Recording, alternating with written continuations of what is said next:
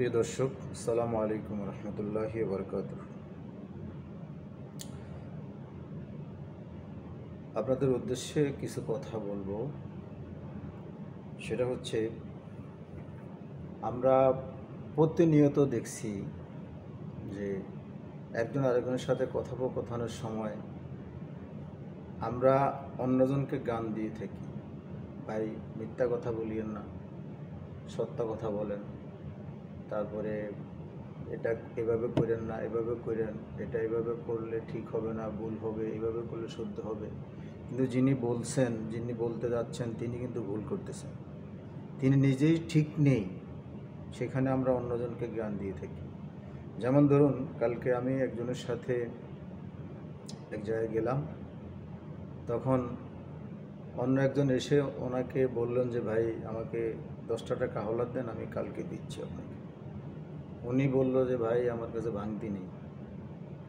তো ভাঙতি নেই, স্বভাবতই একজন যখন বলছে যে ভাঙতি নেই তার কাছে, তো সে 10 টাকার জন্য তার কাছে যদি এখন বাড়াবাড়ি করে, সে যদি বলে যে ঠিক আছে 500 টাকার নোট ভাঙে নিয়ে আসেন, তখন তো সে বিপাকে পড়ে যাবে, দিতে পারবে না। অথচ তিনি ওখান থেকে বেরিয়ে আসি, রাস্তা দাঁড়ানোর পরে আরেকজন এসে বলল যে, ভাই 100 টাকার ভাঙতি দেওয়া যাবে? হ্যাঁ, দেওয়া যাবে। তো উনি ওকে 100 টাকার ভাঙতি দিলেন। কিন্তু যিনি ওনার কাছে হাওলাত চেয়েছেন 10টা টাকা, হয়তো তার একটা উপকার হতো, কিন্তু তিনি তাকে নিষেধ করলেন নাই। তো আপনি এই যে মিথ্যা কথাটা বললেন, আপনি একজনকে মিথ্যা বলে অপকৃত করলেন, মানে আপনার থেকে সে উপকৃত হওয়ার ছিল, সেটাকে আপনি করে দিলেন। অথচ আপনি নিজে মিথ্যাবাদী। এই ধরনের লোকই আবার আরেকজনকে জ্ঞান দিয়ে থাকে যে, ভাই মিথ্যা বলা ভালো না, মিথ্যা বলা মহাপাপ। এরকম অসংখ্য আছে। একজন এই সিগারেট খেয়ে রাস্তায় ফেলেছে, আরেকজন আসি বললো যে, ভাই আপনি রাস্তায় সিগারেটের ফেললেন কেন, নির্ধারিত একটা জায়গায় ফেলতেন। অথচ তিনি একটু দূরে যাইয়া চা খেলেন, চা খাওয়ার পরে খালি কাপটা তিনি রাস্তায় ফেলে দিলেন। তাহলে এই যে আমরা নিজেরা ভুল করি, নিজেরাই অন্যায়ের সাথে জড়িত, আরেকজনকে জ্ঞান দিয়ে থাকি, এই সমস্ত লোকের ব্যাপারে আল্লাহ রাব্বুল আলামিন কোরআনে কারিমে ইরশাদ করেছেন, বিসমিল্লাহির রহমানির রহিম, ইয়া আইয়ুহাল্লাযীনা আমানু লিমা তাকুলুনা মা লা তাফআলুন। হে ঈমানদারেরা, তোমরা যেটা নিজেরা করো না সেটা কেন বলো? আমি আমি নিজেই ওই কাজ করি না, অথচ আমি আরেকজনকে জ্ঞান দিচ্ছি। সুতরাং আগে নিজেকে শোধরাতে হবে। আমার নিজের মধ্যে যেটা হিংসা, লোভ, অহংকার যেগুলি জড়িত আছে, আমি সেগুলিকে পরিহার করতে হবে। এগুলি পরিহার করার পরে আমি আরেকজনকে জ্ঞান দিতে পারব। আর যদি ওগুলি আমার মধ্যে বিদ্যমান থাকে, তাহলে আমি আরেকজনকে জ্ঞান দেওয়া মানে আমি সব সময় মিথ্যার মধ্যে থাকা। কারণ আমি যেটা বলে আসছি সেটা আমি নিজে করি না।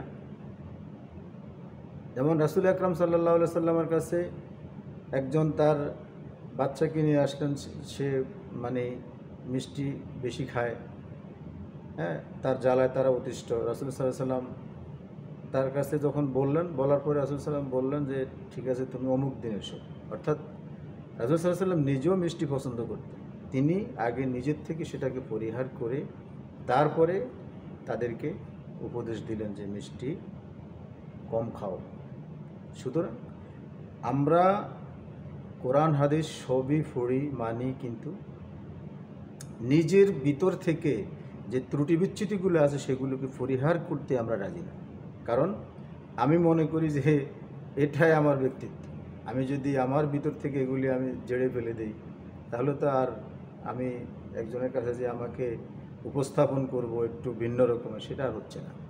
সুতরাং প্রিয় ভাইরা, যে যেখান থেকে আমার এই ভিডিও দেখছেন, হয়তো কারো কাছে ভালো লাগবে না, কারো কাছে ভালো লাগবে।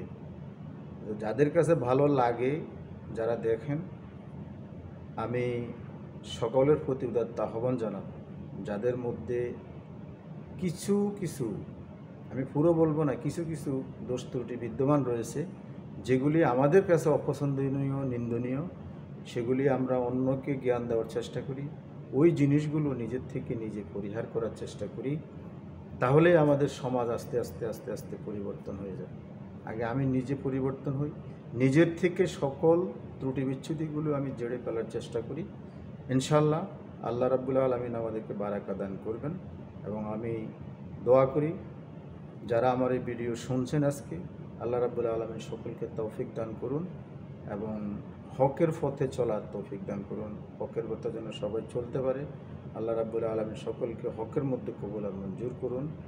আমা তৌফিক ইল্লা বিল্লাহ। আসসালামু আলাইকুম ওয়া রাহমাতুল্লাহ।